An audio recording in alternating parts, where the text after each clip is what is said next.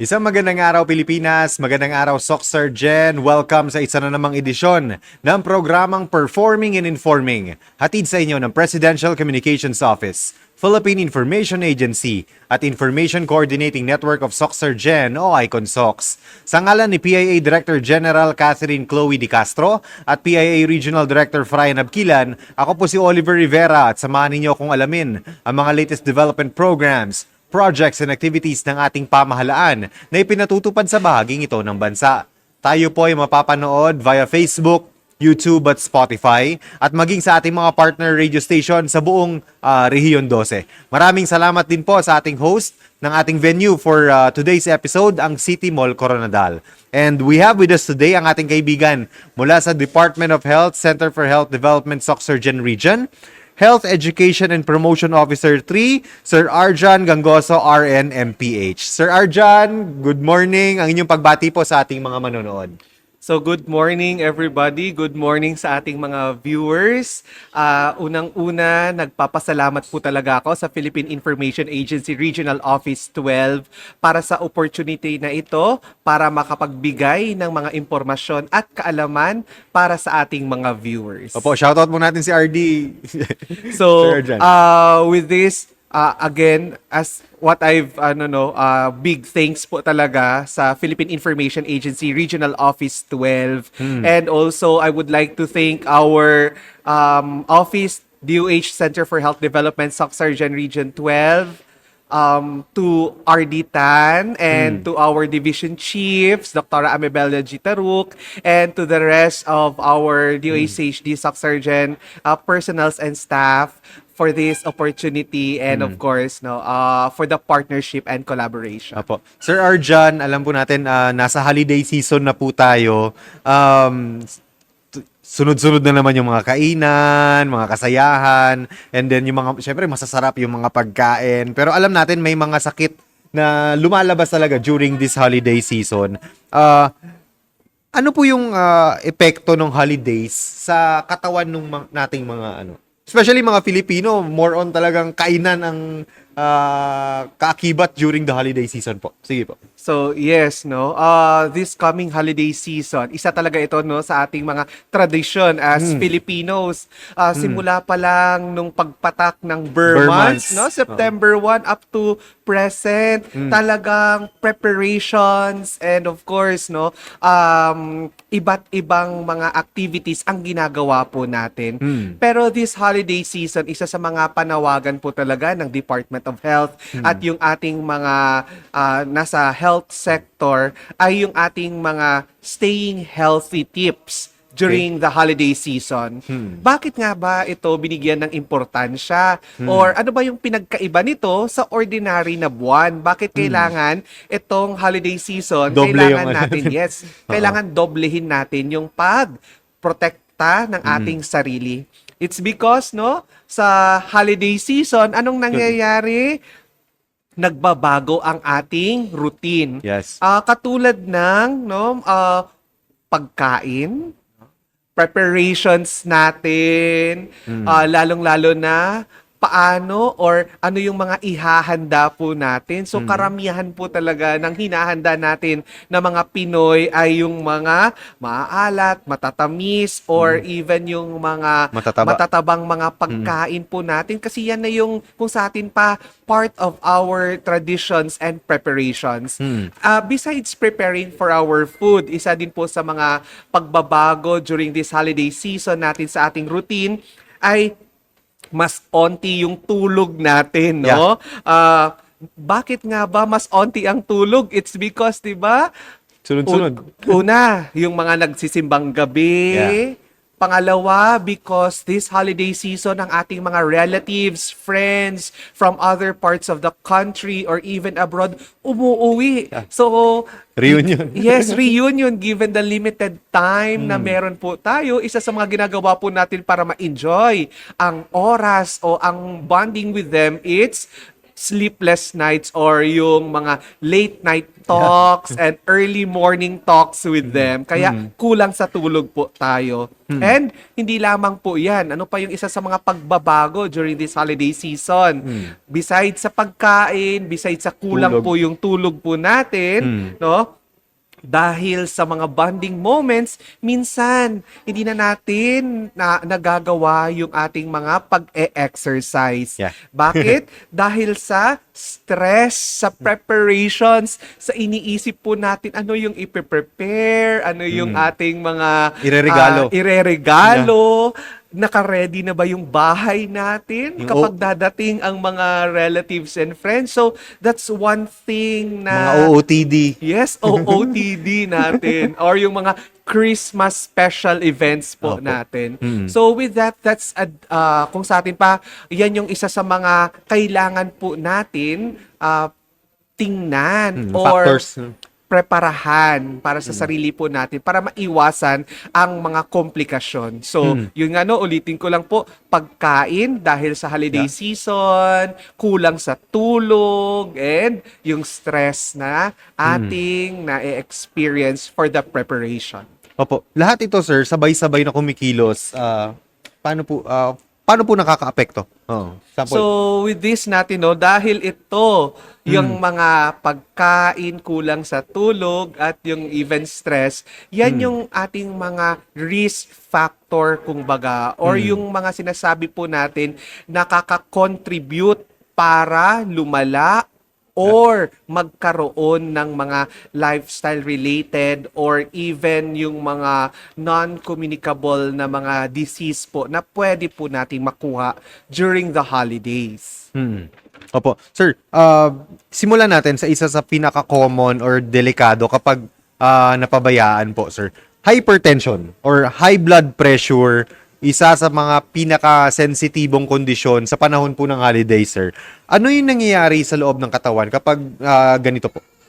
Okay, so ito nga yung sabi nga natin, no, karamihan ng ating mga Pilipino, kumbaga, ay may mga hypertension or yung Opo. lifestyle-related na mga hypertension po natin dahil sa mga kinakain po natin o yung ating mga lack of exercise, kumbaga. So, during this holiday season, as mentioned ko nga kanina, marami po talaga yan na mga pagkain ay yung may mga maaalat, matataba, or mga matatamis. Opo. So, sa mga maaalat natin, ang asin, no, Okay, ay asin. isa sa mga contributory for the hypertension. Bakit? Kasi ang asin ay nagtatrap po siya ng tubig sa katawan. Oh, okay. So kapag mas maraming tubig, mas mataas ang volume ng dugo natin na umiikot. So ibig sabihin, no, mas malakas ang pressure na itinutulak ng dugo sa ating mga blood vessels. So with this, parte pa nito, natatrap ang tubig, tumataas ang volume, plus dumadagdag yung stress at kulang sa tulog, kaya nga po nagkakaroon ng pagtaas ng BP po natin. At during this napapagod holiday yung season. puso natin. Yes. Opo, sa pag-pump ng dugo. Yes. Sir, ano naman po yung mga palatandaan kapag tumataas na po yung blood pressure? Okay. So parati po natin nababasa that hypertension is a silent killer. Yes. Bakit silent killer po siya? Kasi yung iba wala po siyang mga simptomas. Okay. Bigla na lang po nagkakaroon po sila ng stroke, pumutok yung ugat sa ulo dahil sa mataas na pressure na wala naman po silang may nararamdaman. Pero yung iba, kahit na konting pagtaas lang, umabot lang ng 130 Yeah. or 140, nakakaramdam na po sila ng mga simptomas. So, ang mga karaniwang simptomas na kailangan po natin tandaan ay una, ay yung pagsakit ng ulo. Okay. Besides sa pagsakit ng ulo, yung hirap makakita or yung sa Blurry, atin pa no? Blurry. nagbo-blurred ang ating paningin at napapagod bigla. Yung iba naman ay minsan ay sumisikip ang dibdib. Okay. No? Pero sabi ko nga kanina, hindi ibig sabihin na antayin po natin Na yung sumakit mga pa yung- simptomas na yan. Kasi may iba ngang mga na high blood ay walang mga simptomas. Opo. Ano yung mga practical na gawin ng pamilya po, sir, para maiwasan yung mga high blood episodes na ganito? Okay. So sa mga viewers natin at listeners na meron na pong high blood, no? Especially kung may history yung family. Yes, may history ng family or diagnosed na may iniinom ng maintenance na high blood. Unang-una po na gagawin po natin, of course, limitahan natin yung pagkain ng mga maaalat. Magbaon po tayo ng tubig at magpahinga sa gitna ng ating mga events. At siguraduhin tuloy-tuloy ang maintenance na medicine. Pag sinabi po natin yan maintenance po yan siya. Hindi po yung kapag may nararamdaman, dun po tayo iinom.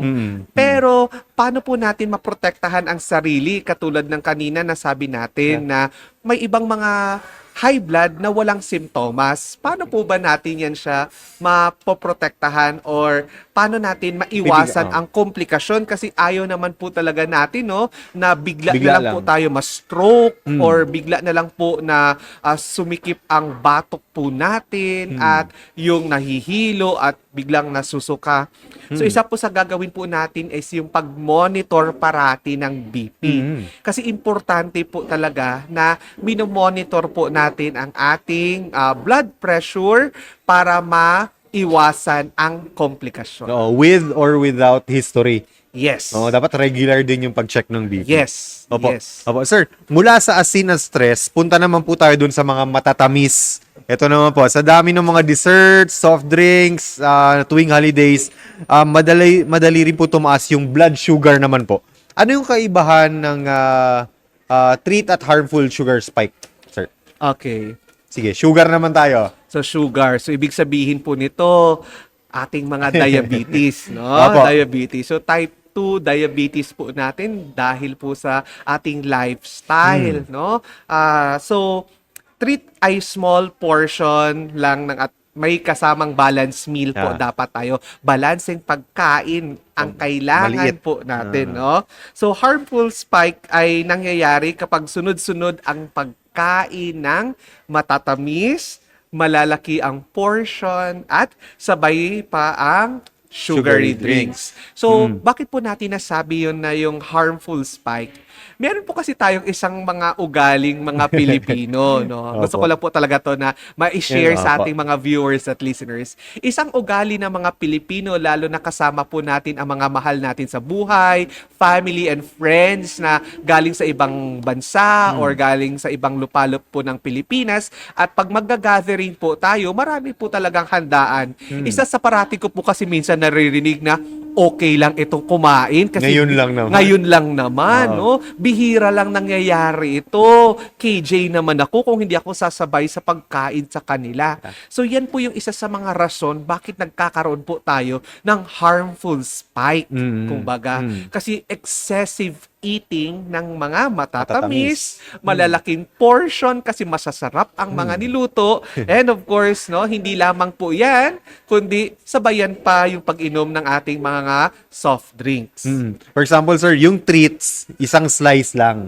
Yes. Pag harmful spike na siya, pag kalahating cake or buong cake na yun. Yes, oo. Or So, binalik-balikan. Yes, so ang treat natin in tamang portion ng lang. pagkain, no? So, kung sinabi na 1 Balance cup of siya. rice, 1 cup of rice, or half cup of rice, or kung pag sinabi po a balanced meal na may go, grow, and glow, balancing pagkain ng gulay, prutas, at yung mga karne. Pero dahil kasi pag holiday season, ito po talaga yung isa sa mga nakikita po natin, yung pagkain ng excessive amount.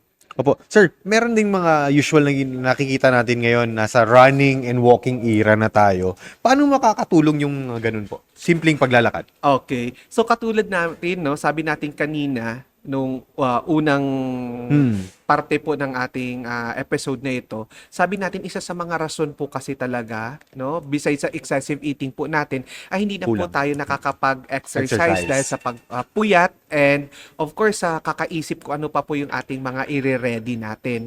Pero para maiwasan po natin yung excessive sugar sa ating katawan, kailangan po nating kumilos Yeah. or mag-exercise. Gumalaw-galaw. Yes, Oo. galaw-galaw, Oo. no? Kaya nga, isa sa mga I'm happy right now na nakikita ko po kasi a lot of people, a lot of community members, even families ay Active. nagkakaroon ng mga joint exercise or yung mga fun walks and Oo. fun Fun runs runs. Oo. natin.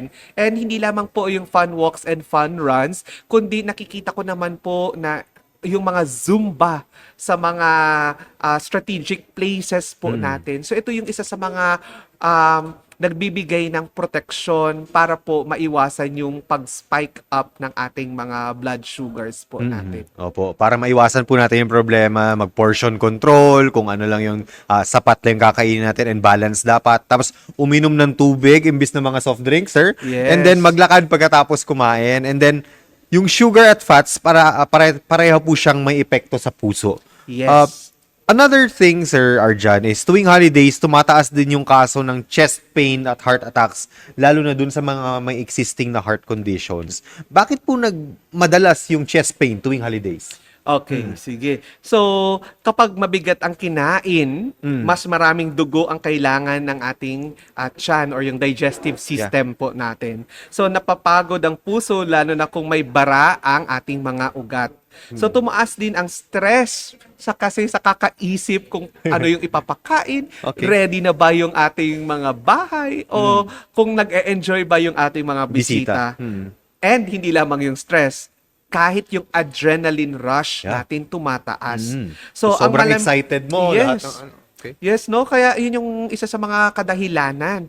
And besides that, dahil Burr months, malamig din ang panahon sa ibang parts ng Soxargen. No? Kaya, napapasingit ang blood vessels po. Napapasikip ang Sikip. ating blood vessels na nakakadagdag ng pressure sa ating puso. Opo. Sir, ano yung mga simpleng paraan para maprotektahan yung mga may heart conditions po? Yung mga dapat tandaan ng ating mga kapamilya, and then kung sino yung may mga existing heart conditions na po.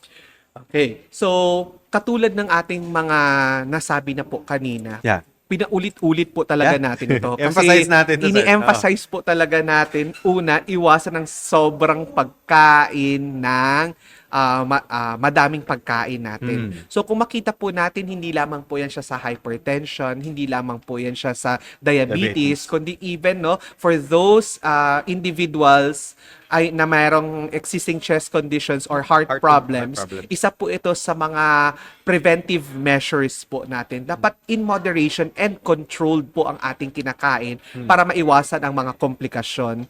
Hindi lamang po yung ating pagkain, kundi yung pag-inom po ng ating alcohol. Actually, isa sa mga ina-advocate po talaga natin na avoid alcohol po talaga, lalong-lalo na sa may mga pre-existing conditions po natin. Kasi ang alcohol, isa po yan siya sa mga nagkakaroon ng contributory factor para lumala ang isang sakit. And also, siguraduhin din ang inom ng gamot sa tamang oras.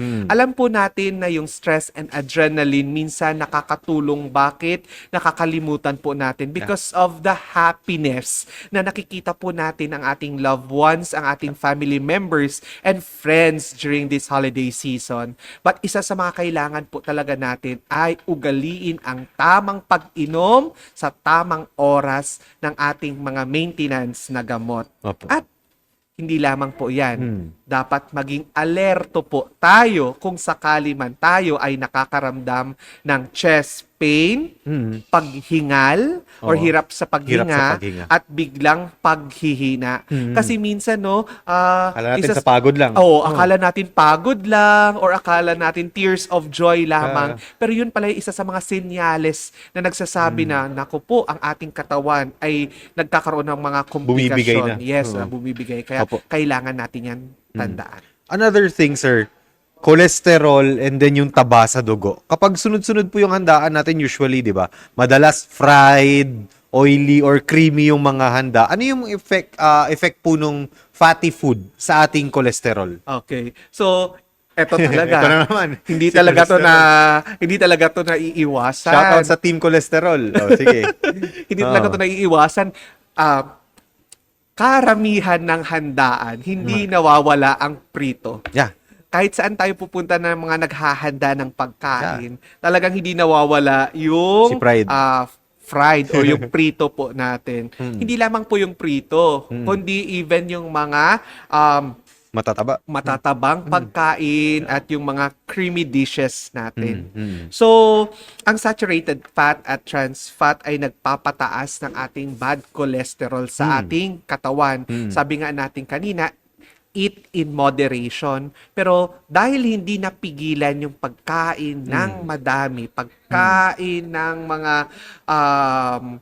Matataba. matatamis, Mamantika. because mamantika kasi may iba kasi no na during my visits and interviews din. Iba kasi parat sinasabi hindi daw kasi sila nasasarapan kung hindi daw matataba or hindi creamy, no?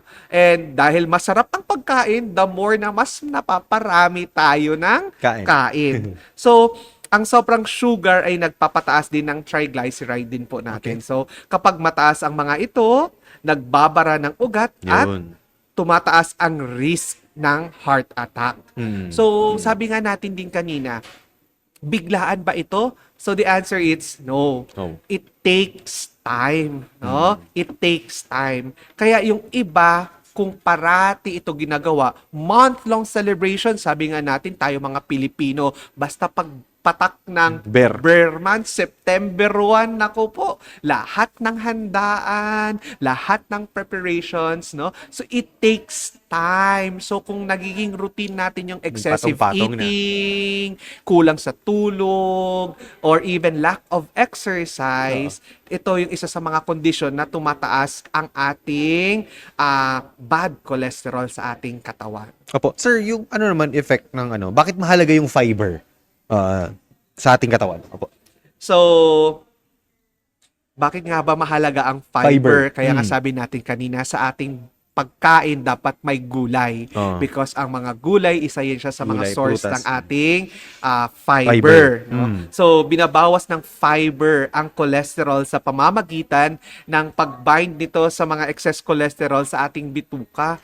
So, also, besides po yan sa fiber, tumutulong din to sa ating digestive system para mapalabas din po yung ating mga nakakaing mga matataba at or yung mga starchy food po natin. Opo. Sir, napapansin talaga natin, ang dami na natin kinain na. Napag-usapan natin yung mga pagkain. Isa rin po sa pinakamabilis magbago tuwing holidays is yung timbang. 'Di ba? Holiday weight gain ay totoo at mabilis mangyari. Gaano kabilis makaapekto sa katawan yung pagdagdag ng timbang naman po, sir? Okay. So, Starting bare months, dapat may may comparison. oo nga, no? Parati po natin talaga yan na naririnig. Oo. Na Tumaba ako. Tumaba ako. Isang buwan lang tayo walang pasok. 3 araw lang. Biglang sumikip na yung mga Pantalon damit. ko. No? Kasi nga sa sobrang daming kinain natin during the holiday season. Yan yung karaniwan din po nating naririnig sa ating mga community or even sa ating mga pamilya or office mates kung baga. So, kahit 3 hanggang 5 kilo ay may immediate effect po talaga yan sa ating katawan, no? Hindi lamang po yung Physical. pagtaba. Oo, Okay? hindi lang sa physical, pati din sa loob. Yes. So, tumataas ang ating mga blood pressure, tumataas ang ating blood sugar, sumasakit ang tuhod, at tumataas ang ating mga inflammation sa ating katawan because of sa epekto ng ating pagtaas ng kilo dahil sa ating excessive eating. Opo. So, kapag taon-taon na uulit, dito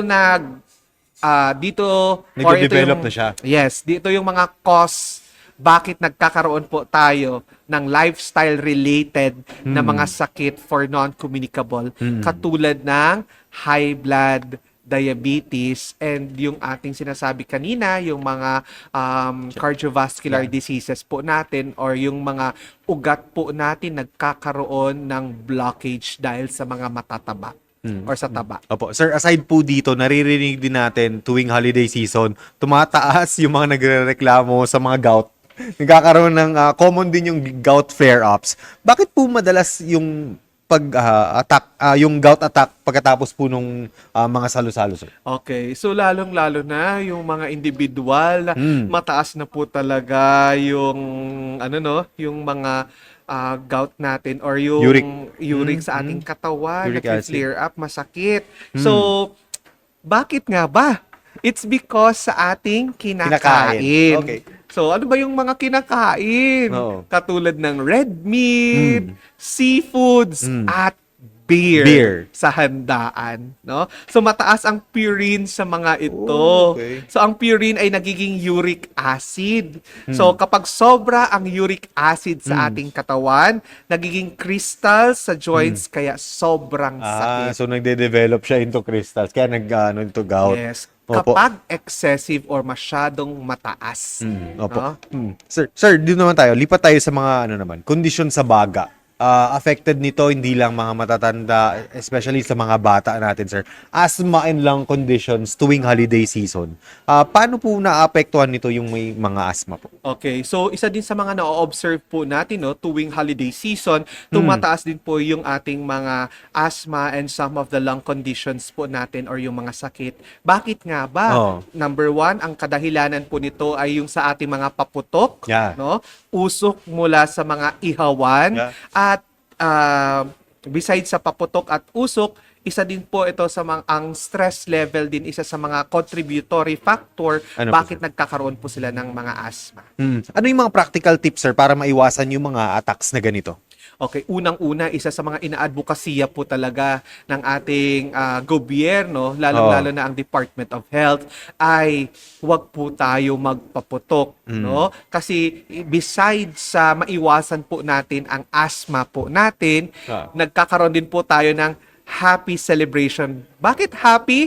Because kompleto po ang ating mga daliri. Hindi po tayo nagkakaroon po ng mga sugat dahil po sa paputok.